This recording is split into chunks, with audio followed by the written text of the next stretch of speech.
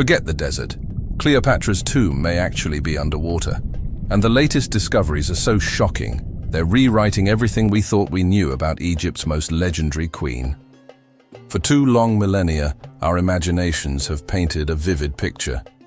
Cleopatra, the legendary last queen of Egypt, entombed in magnificent golden chambers, perhaps deep beneath the shifting sands of the desert. We've scoured ancient texts, deciphered hieroglyphs, and sent countless archaeologists to dig, sifting through layer after layer of history.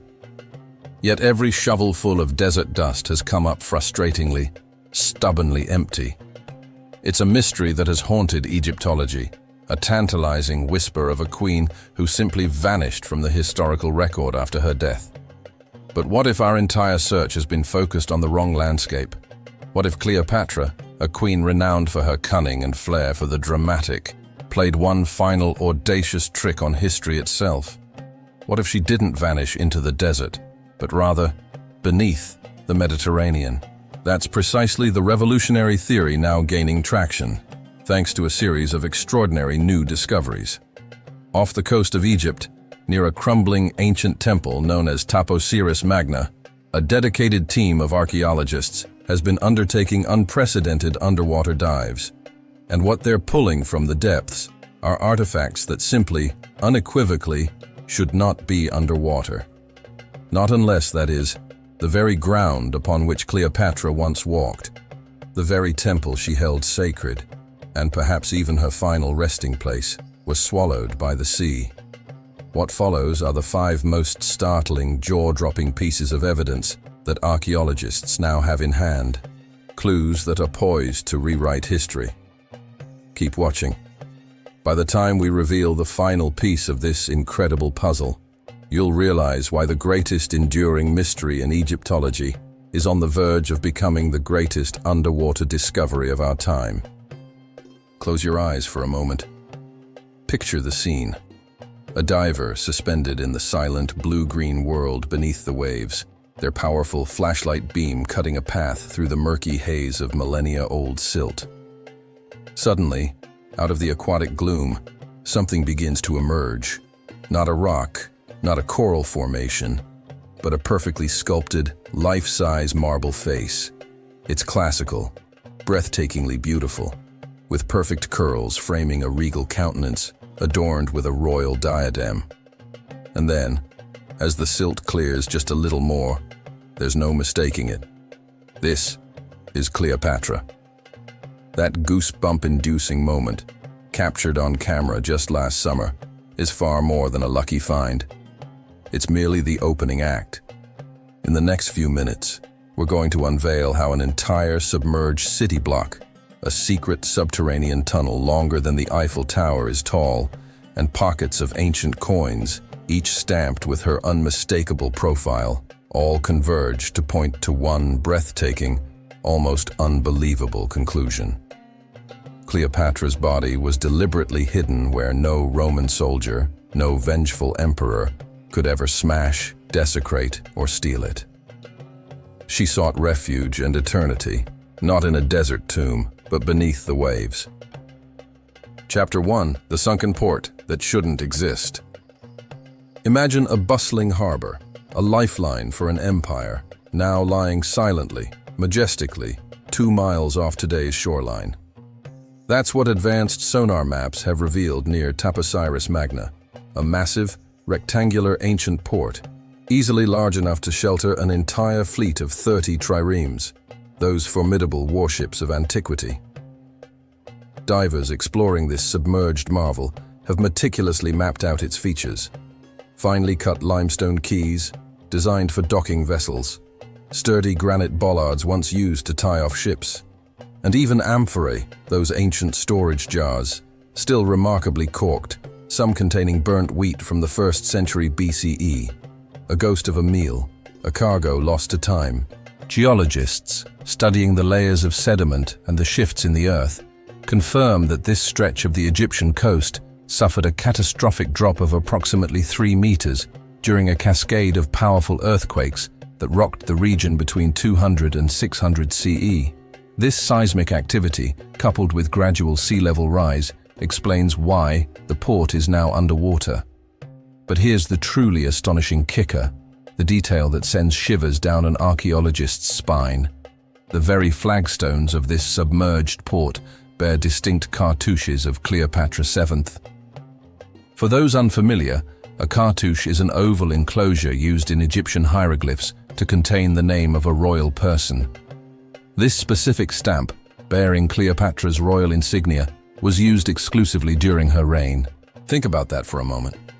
Harbors don't just randomly brand themselves with a living ruler's name. This wasn't some generic construction project. This was royal infrastructure, a deeply personal statement, a private gateway linking her magnificent palace in Alexandria to a temple she clearly controlled and revered. If the queen, known for her strategic brilliance and her ability to navigate complex political landscapes, needed a secret escape route, a discreet pier to receive foreign diplomats away from prying Roman eyes, or simply a private passage to her sacred temple, this was it. It speaks volumes about her foresight, her control, and her desire for security and privacy. The very existence of such an official, royal port, now lying 30 feet beneath the waves, tells us something profound and unsettling. The coastline we see today, the one we've based all our land-based searches on, is not the coastline Cleopatra knew. It means that every shovelful of sand, every painstaking excavation we've undertaken on dry land in search of her tomb, was quite literally searching the wrong map. This submerged port isn't just a relic. It's a monumental signpost, pointing us towards an entirely new understanding of Cleopatra's world, and perhaps her final secret. It forces us to reconsider everything we thought we knew about where she lived, where she worshipped, and where she might have chosen to spend eternity. It's a game changer, a complete reorientation of the archaeological compass. Chapter 2. The 1305-meter tunnel trickling with seawater. Step with me, metaphorically, beneath the hallowed ground of the Taposiris Magna Temple itself. Here, archaeologists have uncovered an astonishing feat of ancient engineering. A rock-hewn passage, not just a small shaft, but a tunnel wide enough for 2 ox carts to pass side by side. This isn't some cramped crawl space. It's a grand, deliberate conduit. It slopes gently downhill, a subtle descent into the earth, until, at its lowest point, salt water now laps at the ancient chisel marks, a testament to the sea's relentless reclaim of this lost world. Ground-penetrating radar, that incredible technology that allows us to peer beneath the surface without disturbing it, has traced this passage. And where does it lead? Straight to the submerged port we just discussed. This isn't a coincidence. It means the tunnel and the harbor form one continuous, meticulously planned system. Ancient engineers, masters of their craft, didn't accidentally carve drains longer than the Burj Khalifa is tall. No, this was a strategic conduit, built with purpose and intent. Dr. Kathleen Martinez, the visionary archaeologist leading this monumental excavation, and her team have pulled pottery shards from deep inside this watery passage. Every single fragment, meticulously dated, falls within the narrow window of 5030 BCE, precisely Cleopatra's lifetime. And it gets even more compelling. Carbonized residue from ancient torches still clings to the tunnel walls, clear evidence that this corridor wasn't merely quarried and abandoned. It was used, and used extensively, perhaps under cover of darkness, for vital purposes. Imagine the scene, if you can. Picture priests, clad in their ceremonial robes, rolling a sarcophagus, perhaps even the queen's own, down that gentle, echoing slope at night. The flickering torchlight dances on the rough-hewn walls, casting long, eerie shadows. The waves, even then, would have been lapping softly at the exit, ready to receive their precious cargo, ready to ferry a body onto a waiting barge, perhaps destined for the deeper, more secure embrace of the sea. There is no other temple in all of Egypt that contains a marine-linked tunnel of this colossal scale, this strategic design. Its sheer length, its undeniable destination connecting directly to a royal harbor, screams, quite literally, royal funeral logistics. It speaks of a plan, a secret, and a desperate need to protect something of immense value from the ravages of an encroaching hostile power. This tunnel is more than just an architectural marvel. It's a silent witness to a desperate, ingenious act. Chapter 3. A scatter of coins bearing her face. Now, let's talk about money, specifically ancient money. So far, excavators at Taposiris Magna have recovered an astonishing treasure trove, over 330 bronze coins, and each one, without exception, is struck with the unmistakable profile of Cleopatra, her prominent nose, her regal bearing, and the Greek legend Cleopatra Philopator. Cleopatra, father-loving, a powerful nod to her Ptolemaic lineage and her divine aspirations. Normally, coins are travelers. They circulate widely, moving through markets, changing hands, spreading far and wide as the currency of daily life. That's their nature, their purpose. Yet these particular examples weren't scattered randomly across the ancient world.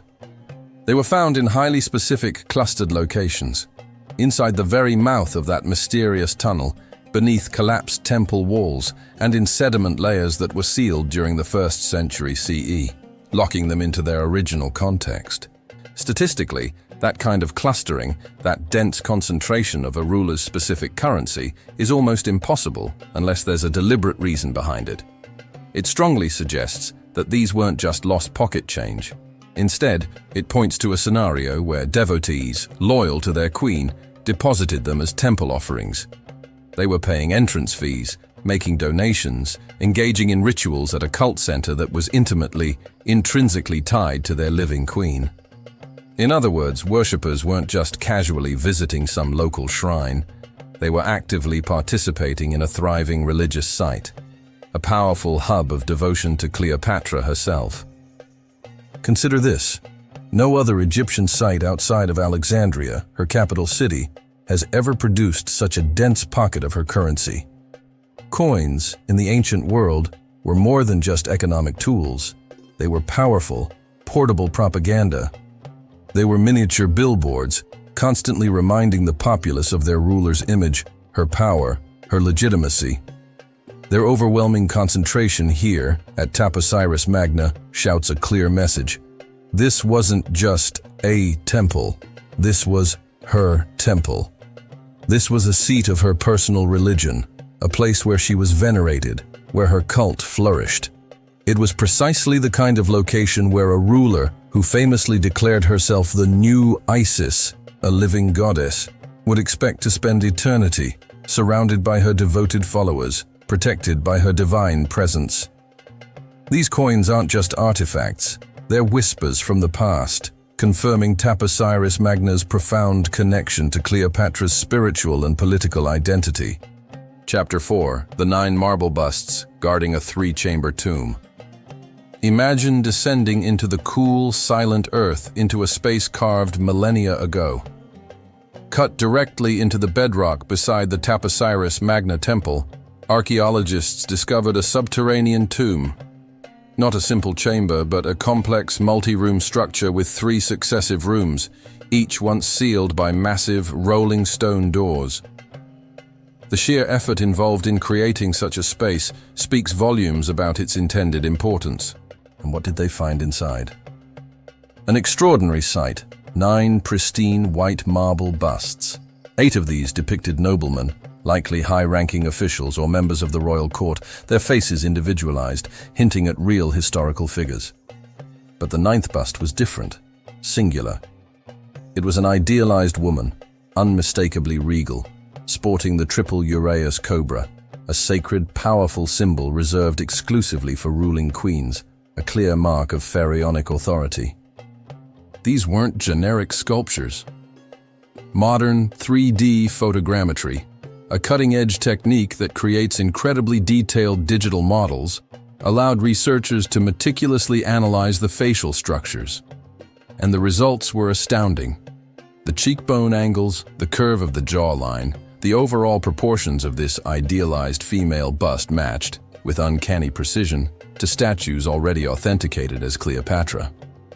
This was her. Or, at the very least, a powerful representation of her. a portrait designed to convey her divine and royal status. Whoever was destined for burial here clearly expected an entourage in death, a privilege strictly restricted to monarchs and the highest echelons of royalty. The carbon-dated textiles, fragments found wrapped around some of the busts, pinpoint their creation to the mid-1st century BCE, precisely the narrow window of Cleopatra's reign. It's a direct link to her time, her court, her world. Of course, the lure of gold is eternal. Robbers long ago stripped these chambers bare of any precious metals or jewels. But they couldn't take the stone guardians. They left the busts toppled, perhaps in their frantic search, but remarkably intact. 9 silent witness statues, standing guard over what are now empty sarcophagi. This suggests a crucial detail. The primary burial, the Queen's own resting place, was spirited away before the looters arrived. It was hidden, perhaps so cleverly that even her own loyal attendants, who might have secured the other burials, could not retrieve her. And where would they have hidden it? What was the most secure, most inaccessible hiding spot they controlled, a place beyond the reach of Roman desecration? The evidence points, ever more strongly, to the Mediterranean itself. This tomb, with its royal guardians and empty sarcophagi, might not be her final resting place, but rather a grand, elaborate decoy, a preparatory burial site, or a staging ground for her ultimate secret interment. It's a testament to the lengths Cleopatra's loyalists would go to protect her legacy, even in death. Chapter 5. The Marble Woman Emerging from Silt. Now let's talk about a moment of pure magic, a discovery that solidified the growing conviction among the archaeological team. Last diving season, a diver's hand, carefully fanning away layers of ancient silt inside that long, dark tunnel, felt something firm, something carved. Brushing gently, meticulously, a full 1-foot-high statuette began to appear from the obscuring sediment. And what emerged was breathtaking. A woman, regal and serene, adorned with a diadem, her hair styled in a distinctive braided loop, a slight, enigmatic smile playing on her lips. Every feature, every delicate curve, mirrored the coin portraits of Cleopatra we've already discussed. This wasn't just any statue. Laboratory isotope testing, a scientific marvel that can pinpoint the geological origin of stone, traced the marble of this statuette to Paros, the famed Greek island quarry.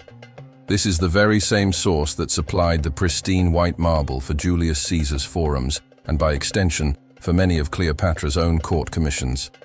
It connects this figure directly to the highest echelons of power and artistry of her era.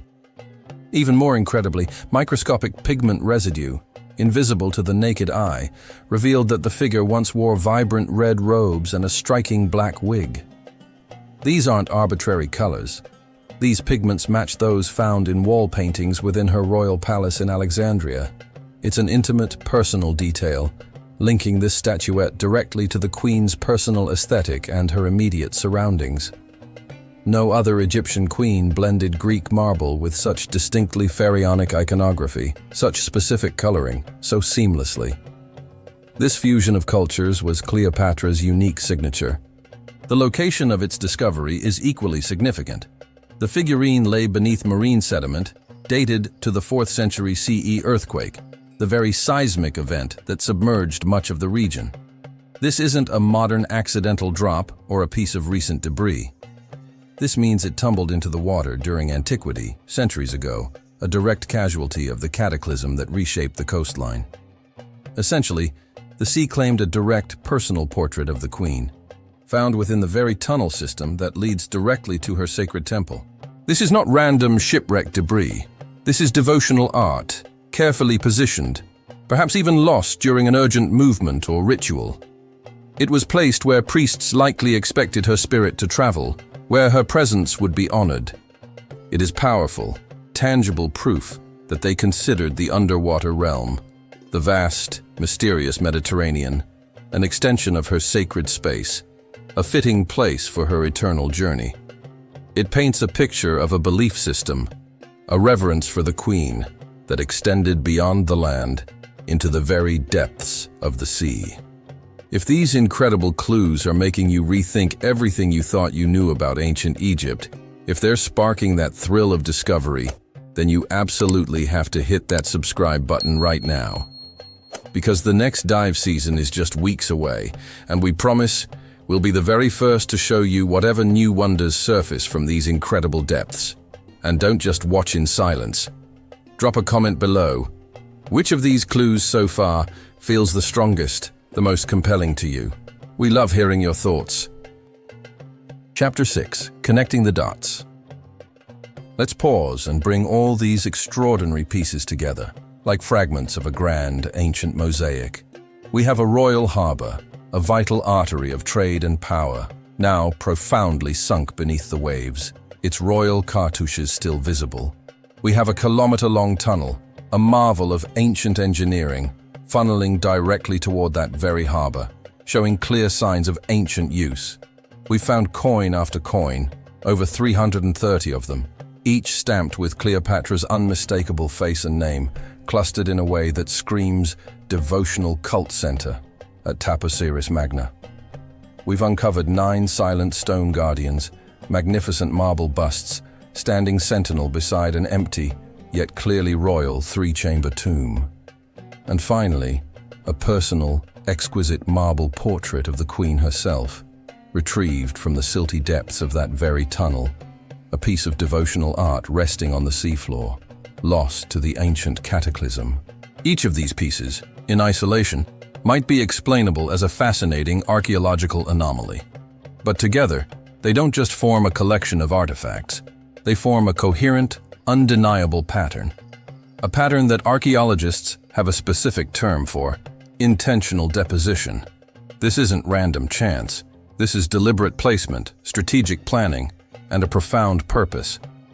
Cleopatra's priests, her most loyal inner circle, knew with chilling certainty what awaited her body at the hands of the Romans. They knew that Octavian, later Augustus, would seek to parade her, desecrate her memory, and destroy her legacy as a final act of triumph over his most formidable enemy.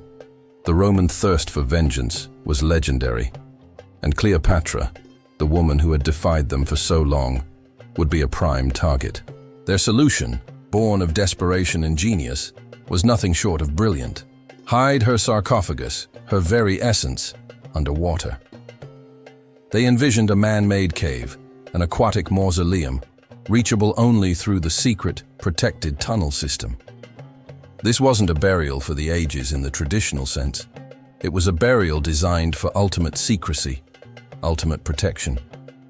Imagine the clandestine operation, the final procession through the torch-lit tunnel, the sarcophagus carefully loaded onto a waiting barge, guided to its watery resting place. Then, fate intervened, or perhaps played its part in their grand design. After the funeral, after the Queen was safely hidden, a series of devastating earthquakes, those very seismic events that dropped the coastline, did the rest. They collapsed entrances, sealed off passages, and submerged the entire complex, burying the secret far more effectively than any human hand ever could.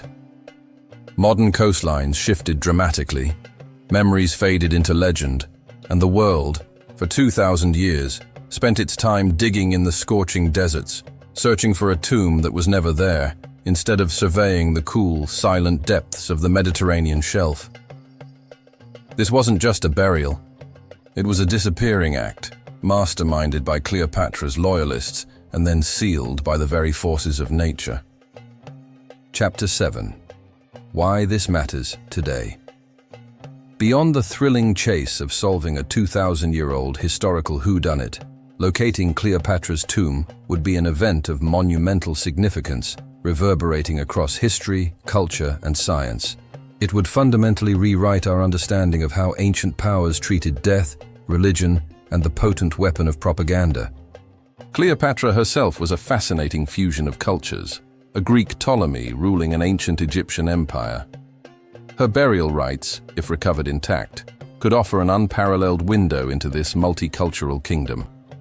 It could detail how such diverse traditions were woven together, how identity was forged in a world of clashing empires, revealing a nuanced picture far richer than the simple Egyptian queen label we often apply. How did she, the new Isis, prepare for eternity? What rituals, what artifacts, what beliefs surrounded her final journey? The answers could unlock secrets about cultural syncretism in the ancient world.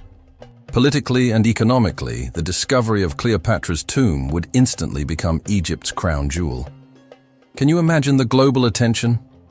It would unleash an unprecedented wave of tourism, drawing millions to witness this incredible historical landmark. This influx of visitors would not only boost the national economy, but also inspire a new generation of Egyptian archaeologists, scientists, and historians. It would ignite a passion for their own rich heritage, fostering a renewed sense of national pride and a drive to explore their past. Scientifically, this ongoing excavation at Taposiris Magna is already a trailblazer. The advanced underwater excavation technologies being trialed here, from robotic airbags gently lifting fragile artifacts to sophisticated 3D photogrammetry mapping every inch of the submerged landscape to sub-bottom profilers peering beneath the seafloor, are pushing the boundaries of marine archaeology. These innovations, refined and perfected in the search for Cleopatra, will aid every future underwater dig, from ancient shipwrecks to submerged cities around the globe. This single discovery isn't just about one queen. It's about a quantum leap in our ability to explore and understand the submerged past. One discovery, one queen, ricocheting across history, economy, and technological advancement, proving that the past is never truly buried. Conclusion. For 2 long millennia, the desert kept its secrets, stubbornly yielding nothing of Cleopatra's final resting place. But water, it turns out, doesn't lie. Every single artifact now rising from the depths of Taposiris Magna, from the royal port to the personal statuette, bears the undeniable fingerprints of Cleopatra's era, her iconic image, her fierce ambition, and her desperate, ingenious need to vanish from Rome's vengeful reach. We now have 5 converging lines of powerful evidence, each one a compelling whisper from the past, pointing not to a sand-buried vault, but to a water-sealed mausoleum, a tomb that has perhaps been waiting untouched, undisturbed, beneath the silent, protective embrace of the Mediterranean Sea for centuries. Dr. Martinez's relentless dedication, her unwavering belief in this revolutionary theory, is about to pay off. Her next expedition ships out this autumn, armed with even stronger sonar, equipped with deeper diving technology, and fueled by a clear mandate to follow that mysterious tunnel to its flooded, enigmatic end. When they crack open that final chamber, when the silt clears and the truth is revealed, the last queen of Egypt, the most captivating figure of the ancient world, will finally speak again. Until that monumental day, the sea holds her story, a story of cunning, courage, and a queen who refused to be conquered, even in death. And now, you hold the clues.